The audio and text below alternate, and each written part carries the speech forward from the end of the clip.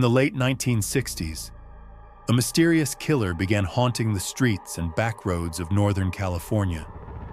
He stalked young couples, attacked without warning, and vanished without a trace. But the most chilling part? He wanted the world to know it was him.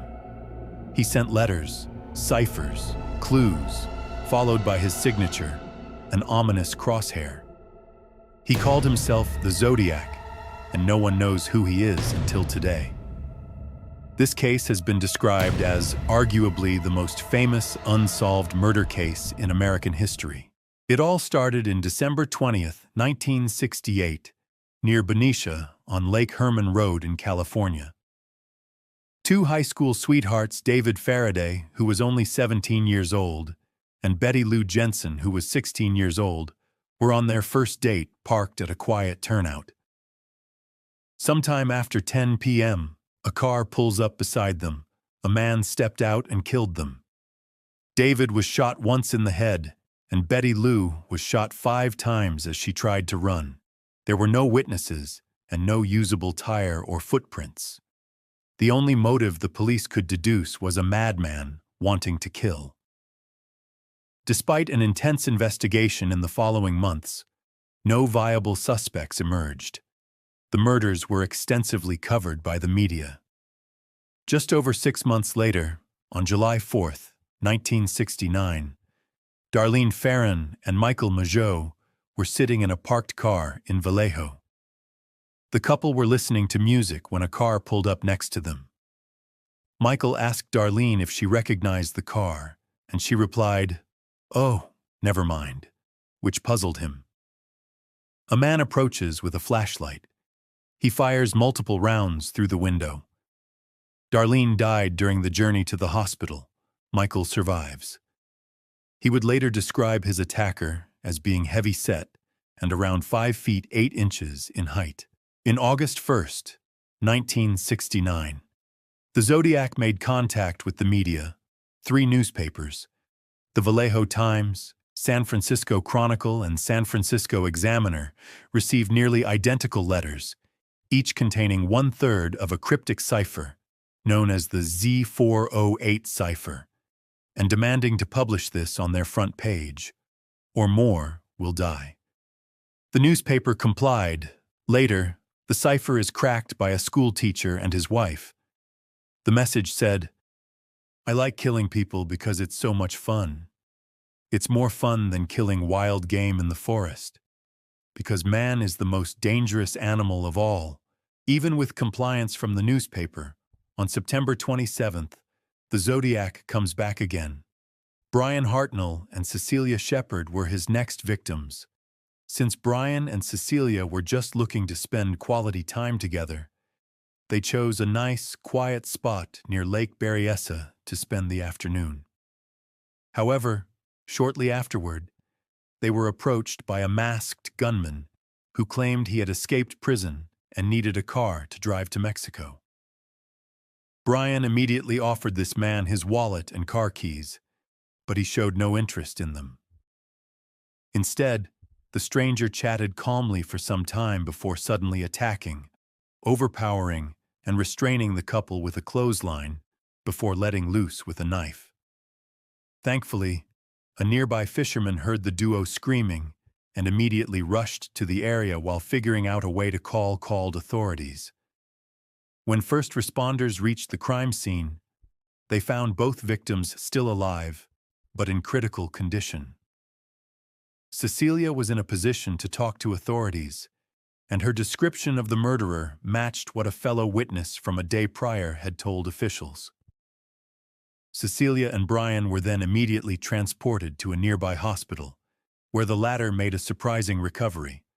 But unfortunately, his companion, the young 22-year-old Cecilia's injuries were too severe, and she passed away after a few days. During the initial investigation, the police found several shoe prints at the crime scene, which indicated that the murderer was heavily built. On top of it, the killer also wrote a message on the door of Brian's car, which included a circle and cross symbol as well as the dates of the previous Zodiac killings. However, Even though Brian was later able to provide a clear description of the supposed perpetrator, authorities were unable to come up with a suspect, and the investigation slowly died down. The Zodiac kept mailing heavily misspelled letters and ciphers to law enforcement and media outlets. Some letters began, "This is the Zodiac speaking," and were signed with a symbol resembling the crosshairs of a gun sight.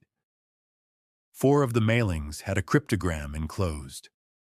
On the night of October 11, 1969, Paul Stine climbed into his taxicab to begin his night shift. He undoubtedly planned to finish his work and then return to his loving wife. Unfortunately, Paul Stine stopped on a San Francisco street to pick up a man in need of a ride. The man directed Stine to an upscale neighborhood known as Presidio Heights. That man was the Zodiac, who then shot him. Witnesses saw the suspect leave the scene on foot.